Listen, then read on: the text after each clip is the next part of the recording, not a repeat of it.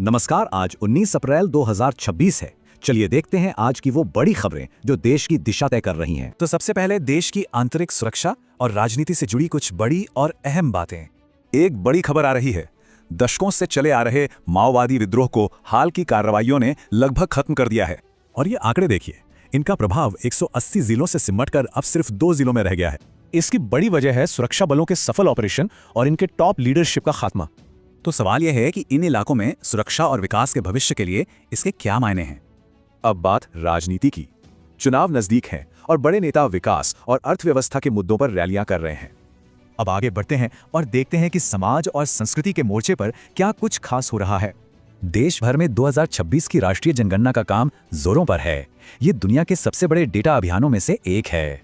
और इसका पैमाना देखिए, इस बहुत बड़े काम में 30 लाख से भी ज्यादा सरकारी कर्मचारी लगे हुए हैं। सांस्कृतिक तौर पर भी आज का दिन खास है। देश भर में अक्षय तृतीया और परशुराम जयंती मनाई जा रही है। इन त्योहारों को सोना खरीदने और कोई भी नया काम शुरू करने के लिए बहुत शुभ माना जाता है। चलिए अब देखते हैं कि अंतर्राष्ट्रीय मंच पर भारत के लिए आज क्या खास रहा। उपराष्ट्रपति सीपी राधाकृष्णन श्रीलंका के 2 दिन के आधिकारिक दौरे पर हैं। ये उनकी पहली द्विपक्षीय यात्रा है। इस दौरे का मकसद भारत की नेबरहुड फर्स्ट यानी पड़ोसी पहले की नीति को और मजबूत करना है। उधर मॉरिशस में हिंद महासागर सम्मेलन हुआ, जहां समुद्री सुरक्षा और क्षेत्रीय सहयोग पर खास ध्यान दिया गया।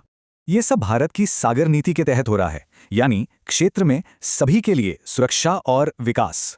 और आखिर में बात मौसम और अर्थव्यवस्था की, जो सीधे हमारी रोजमर्रा की जिंदगी से जुड़ी हैं। उत्तर भारत में गर्मी का कहर जारी है। कई राज्यों में पारा 40 डिग्री सेल्सियस के भी पार चला गया है। मौसम विभाग ने अगले 48 घंटों के लिए हीट वेव यानी लू का अलर्ट जारी किया है। अब अर्थव्यवस्था से एक अच्छी खबर। भारत में डिजिटल पेमेंट्स ने एक बार फिर नया रिकॉर्ड बना दिया है। खासकर ग्रामीण इलाकों में यूपीआई का इस्तेमाल तेजी से बढ़ा है। सरकार नई स्कीम्स लाने पर भी विचार कर रही है। तो ये सारी सुर्खियां मिलकर 2026 में भारत का भविष्य कैसा होगा, उसकी एक तस्वीर दिखाती हैं। अगर आपको यह विश्लेषण पसंद आया हो तो इसे लाइक और शेयर जरूर करें, और ऐसे ही अपडेट्स के लिए हमारे चैनल को सब्सक्राइब करें।